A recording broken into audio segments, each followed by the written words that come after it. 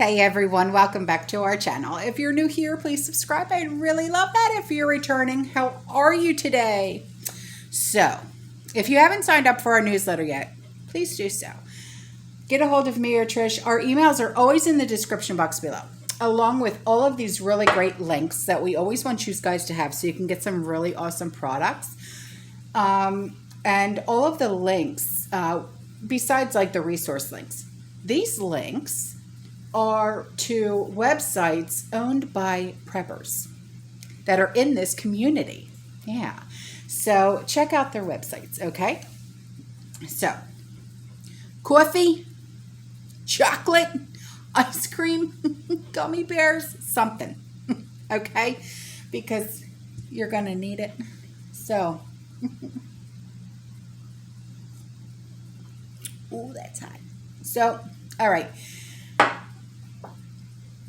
This first article that we're going to read. Oh boy, computer chips, exercise equipment. They're made by the devil. We know this, so we're scales, but we're not going to go there. Breakfast cereal. By now you've probably heard, okay? The world has run short of a great many products.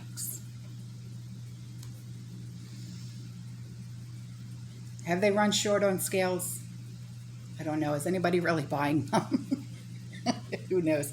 But in an era in which we've become accustomed to clicking and waiting for whatever we desire to arrive at our doors, and we're all guilty of it. So don't say, I never shop online. Shut it. You know you do. We have experienced the shock of not being able to buy toilet paper once again, you know, and having to wait months for curtains and needing to compromise on the color of our new car. Oh, dear me. Buffet, I can't get the powder blue. I must go with the royal blue this time. I'm kidding, but seriously, that's petty. Anyway. Of far greater importance, we have suffered a pandemic without adequate protective gear. Doctors cannot obtain needed medicines. In Alaska, people are struggling to find enough winter coats. Airplanes are being delayed while crews wait for food deliveries. And why is this happening? The pandemic has disrupted nearly every aspect of the global supply chain.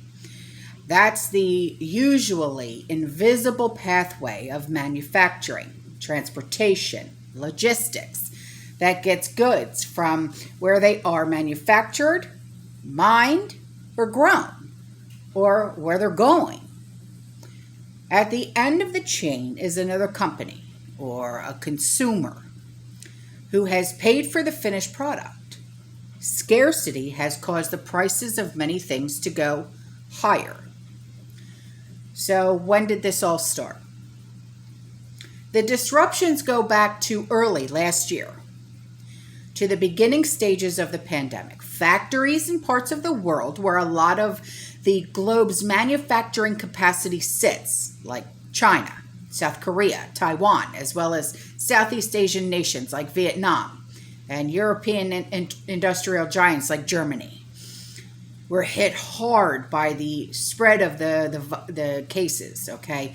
And many factories shut down or were forced to reduce production because workers were sick or in lockdown.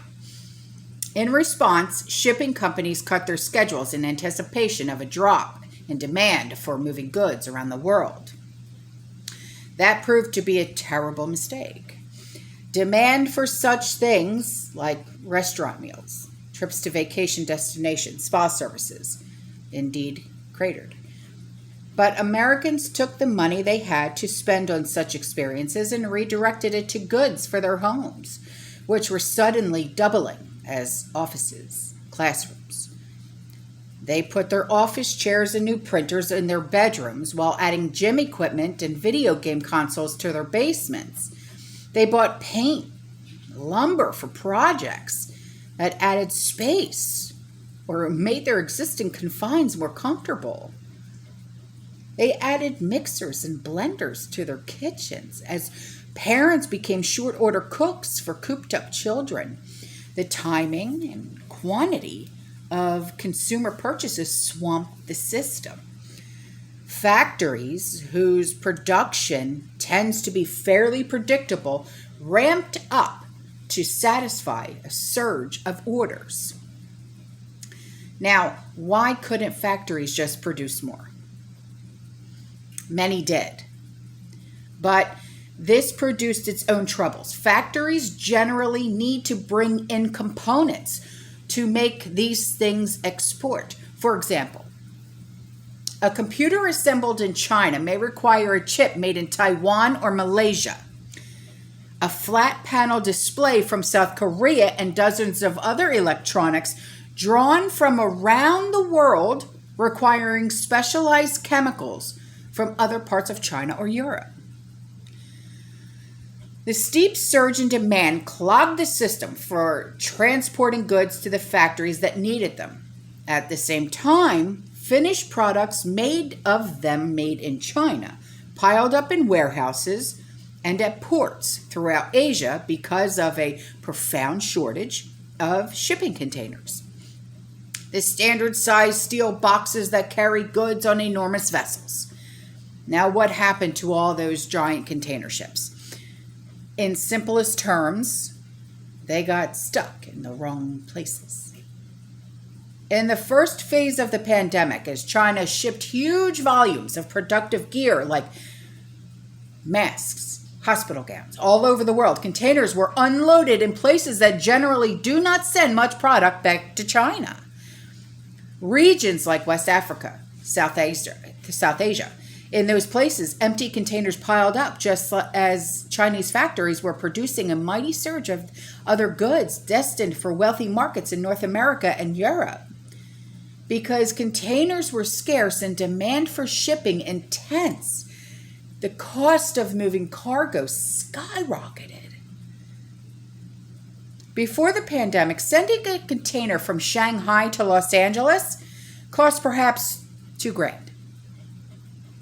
By early 2021, the same journey was fetching as much as $25,000. By many containers were getting bumped off of ships and forced to wait, adding to delays throughout the supply chain. Even huge companies like Target, Home Depot had to wait weeks, even months, to get their finished factory wares onto ships. Meanwhile, at ports in North America and Europe, where containers were arriving, the heavy influx of ships overwhelmed by the availability of docks. At ports like Los Angeles, Oakland, dozens of ships were forced to anchor out in the ocean for days before they could load and unload. At the same time, trucks and dock workers were stuck in quarantine, reducing the availability of people to unload goods and further slowing the process. This situation was worsened by the shutdown in the Suez Canal, after a giant container ship got stuck there, and then by the closing of major ports in China in response to the new cases. Many companies responded to initial shortages by ordering extra items, adding to the strains on the ports, filling up the warehouses. With warehouses full, containers suddenly serving as storage areas piled up at ports. The result was the mother of all traffic jams. Now, what exactly is in short supply? Just about anything that is produced or manufactured, from chemicals to electronics to running shoes. Shortages beget more shortages. A paint manufacturer that needs 27 chemicals to make its products may be able to buy all but one.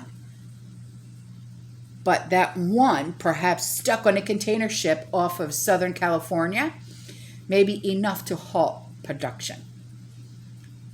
Why are new cars so hard to find? And cars use computer chips, lots of them. And the shortages of chips have made it more difficult to produce vehicles. In turn, that has made it harder and more expensive to buy cars. And why are some food pantries running short of goods for hungry people?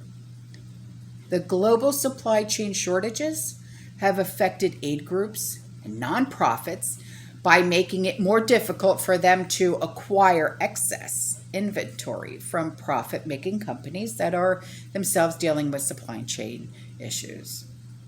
Now, is it really all the pandemic's fault? The pandemic has certainly made supply and demand extremely volatile, shifting faster than the supply chain can adjust. But that came on top of decades of very lean inventories kept by companies to limit their costs. $1 that a car company spends to warehouse computer chips as a hedge against supply chain troubles is $1 that it cannot use on something else, including bonuses for executives or dividends for shareholders. Monopolistic tendencies also help explain shortages. Beef is scarce, prices are high, but this is largely because meat packers have consolidated and eliminated capacity as a way to bolster prices and profitability. These sorts of choke points exist throughout the supply chain. When will the shortages end? No one really knows, but there are good reasons to suspect that this will be with us well into 2022 and maybe even longer. Shortages and delays are likely to affect Christmas and holiday shopping by making it much harder to find those key items. A lot of companies ordered early, which is exacerbating the shortages, sending more surge of goods towards ports and warehouses. So those are some answers to a lot of questions, right? But not all, at all, unfortunately. So I found this article that I found to be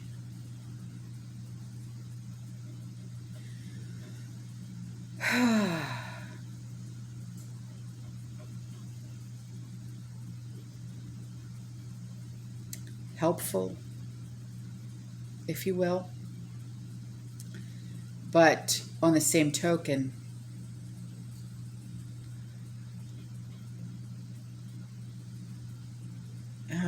I don't know how to explain it, so I'll just read it.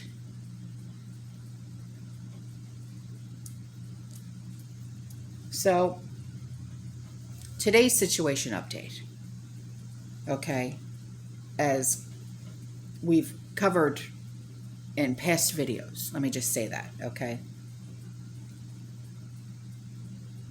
As the many blue cities and suburbs, okay, I'll just leave it at that, because we all know that there's reds, blues, states, cities, townships, counties, right? Will experience a surge of abandoned homes, and these ghost homes of victims, if you want to call them that, okay, will be auctioned off as is by banks and counties. As the mass death accelerates, some homes will eventually be given away to anyone who simply agrees to pay the property taxes to the county. Yeah. Banks may also auction off what's called scavenging rights to homes they still own, and professional scavenging teams will bid on those rights when they will enter the homes and remove appliances, jewelry, clothing, tools, and other valuable items that they deem to be valuable, okay? Now, these items will flood the used goods marketplace, providing a temporary surge of supply to those who are still living. So, like, what is it called, flea markets, right? That type of thing. Used vehicles will also flood the market, as many vehicle owners will simply expire from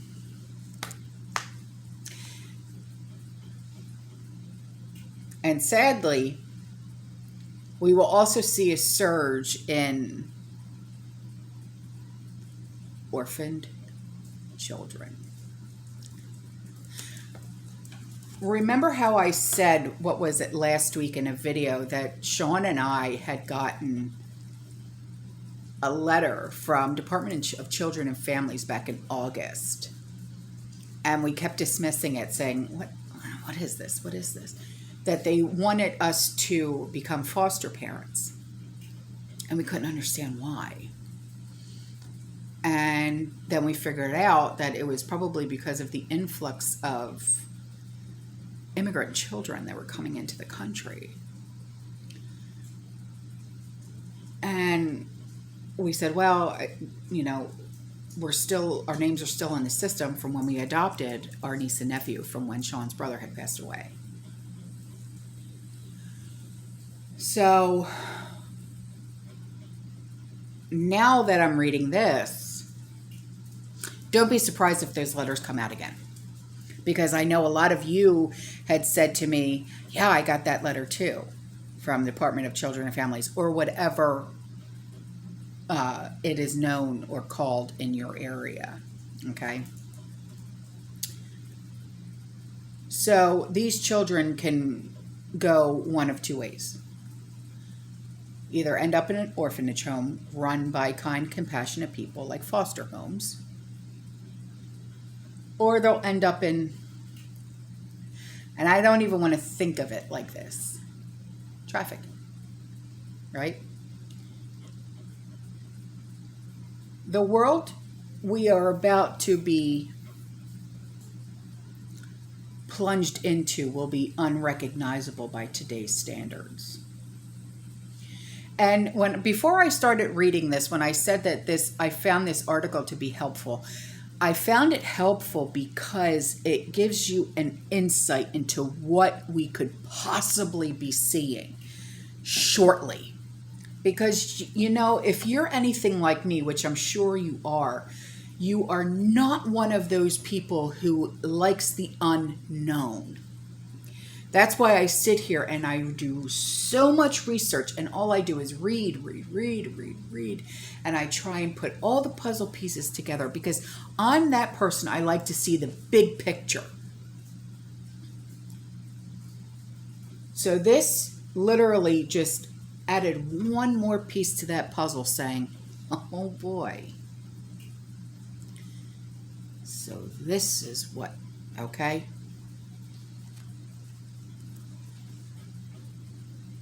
So navigating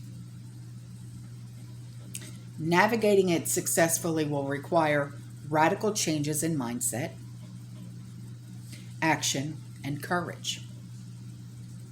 You'll also need to get good at growing your own food, which is why I've always encouraged you to start. I mean, even if you live in an apartment, container grow. Get the 5-gallon buckets. If you don't live in an apartment, you live in a house, you know, get a greenhouse. Do something. Just try your hand at it. Okay?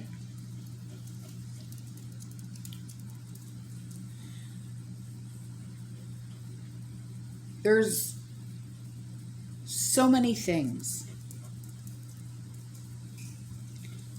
that are going to change. You're going to have to learn how to survive and thrive in a post-collapse economy. You're going to have to learn how to scavenge, barter, rescue. It's not just about stockpiling, man. You have to have skill, you know? You really do. All right, guys, that's all for this video. I love you. I'll see you in the next one. You stay safe, you stay positive, you keep prepping. And as always,